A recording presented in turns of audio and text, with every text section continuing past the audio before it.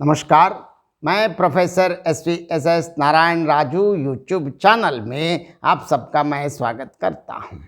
श्री संत गोस्वामी तुलसीदास द्वारा रचित श्री रामचरितमानस के सुंदर कांड से संबंधित विभिन्न पदों की व्याख्या की इस श्रृंखला में आज और एक पद की व्याख्या अब मैं करने जा रहा हूँ। सबसे पहले सीता जी से मिलने के बाद हनुमान को पहचान लिया और हनुमान जी से राम कथा सुनकर बिल्कुल हनुमान जी को स्वीकार कर लिया कि ये रामदूत हैं। अब इसके साथ साथ राम और लक्ष्मण जी के कुशल समाचार के बाद और राम का प्रभु श्री रामचंद्र जी का संदेश अब सीता माँ को सुना रहे हैं हनुमान जी। अब सबसे पहले पद देखेंगे, पद के साथ साथ व्याख्या भी देखेंगे। कहेव राम वियोग तव सीता, मोह कहूँ सकल भय विपरीता। नवतर किसलई मनः कृशानु, काल निशा सम निशि शशि भानु। कुबलय विपिन कुंत बन सरिसा, बारिद तपत तेल जन बरिसा।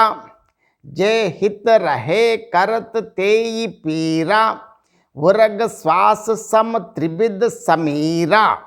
कहे हुते कछु दुख गति होई, काहि कहो यह जान न कोई। तत्व प्रेम कर मम अरु तोरा, जानत प्रिया एक मन मोरा। सो मन सदा रहत तो ही पाही, जान प्रीति रसु यतने ही माही।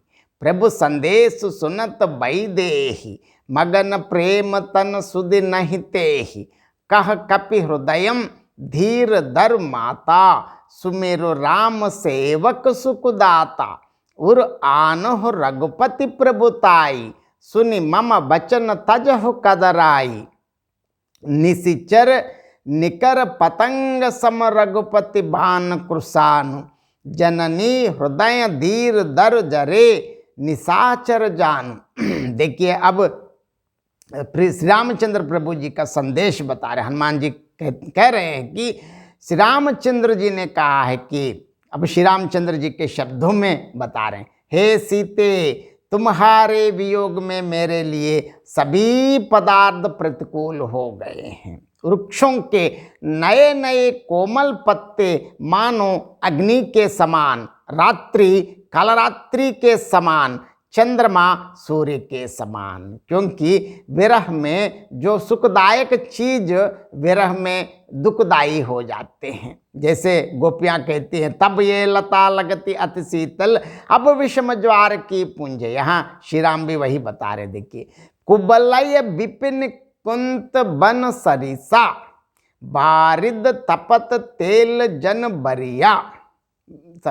कुबलय विपिन कुंत बन सरिसा, बारिद तपत तेल जन बरिसा। जे हित रहे करत तेई पीरा, उरग श्वास सम त्रिविध समीरा। और कमलों के वन भालों के वन के समान हो गए हैं। मेघ मानो खौलता हुआ तेल बरसाते हैं। जो हित करने वाले थे वे ही अब पीड़ा देने लगे हैं। त्रिविध मतलब शीतल, मंद, सुगंध। वायु सांप के श्वास के समान जहरीली और गर्म हो गई हैं। कहे हुते कछ दुख गति होई, काहि कहो यह जान न कोई।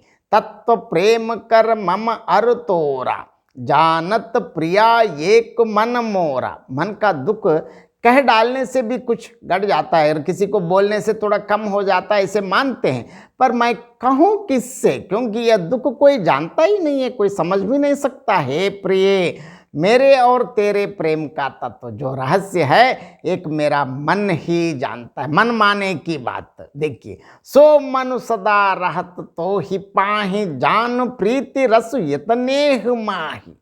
प्रभु संदेश सुनत वैदेही, मगन प्रेम तन सुध नहीं तेहि। क्योंकि इस प्रकार प्रभु श्री रामचंद्र जी के जो संदेश सुनने के बाद और वह मन सदा तेरे ही पास रहता है। बता रहे कि मन तो है कहाँ मेरे पास, बस मेरे प्रेम का सार इतने में ही समझ लें। प्रभु का संदेश सुनते ही वैदेही मतलब माता जानकी जी प्रेम में मग्न हो गई। उन्हें शरीर की सुध ना रही, क्योंकि प्रभु श्री रामचंद्र जी के संदेश सुन के वो बिल्कुल वे इतने आनंद मग्न हो गई हैं।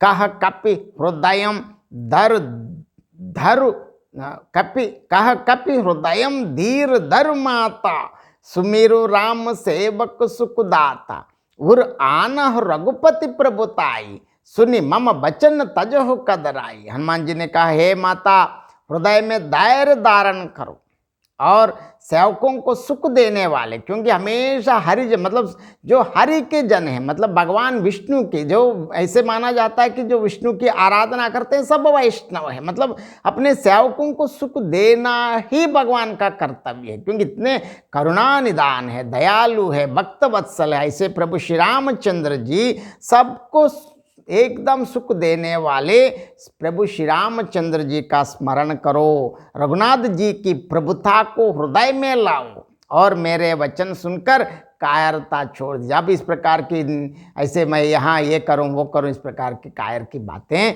छोड़ दीजिए। क्यों?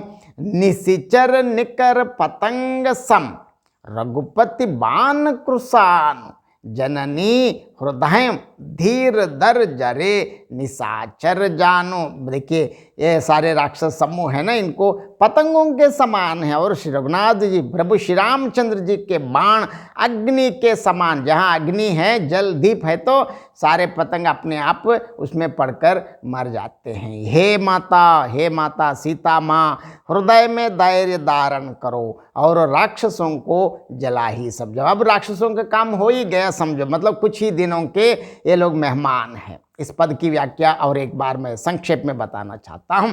प्रभु श्री रामचंद्र जी का जो संदेश देखिए, श्री रामचंद्र जी ने कहा है कि हे सीते, तुम्हारे विरह में मेरे लिए सभी सुखद पदार्थ मतलब सो अनुकूल भी प्रतिकूल हो गए हैं। वृक्षों के नवजात सुकोमल पत्ते मानो अग्नि के समान, रात्रि कालरात्रि के समान, चंद्रमा सूर्य के समान संतापदायक हो गए हैं, और कमलों के वन वर्षियों के वन के समान हो गए हैं। मेघ मानो खौलते हुए तेल की वर्षा करते हैं, जो हित करते वे ही अब पीड़ा देने लगे हैं। त्रिविध मतलब शीतल मंद सुगंध वायु आज कैसे हैं? सांप की सांस के समान जहरीली हो गई हैं। देखिए ऐसे अनुकूल वाले से अब प्रतिकूल कैसे दिख रहे हैं। कवि की कल्पना देखिए, कह डालने से भी मन का दुख कुछ कम हो जाता है। कभी कभार किसी को दुख मतलब कोई दुख है तो हम बता सकते हैं, लेकिन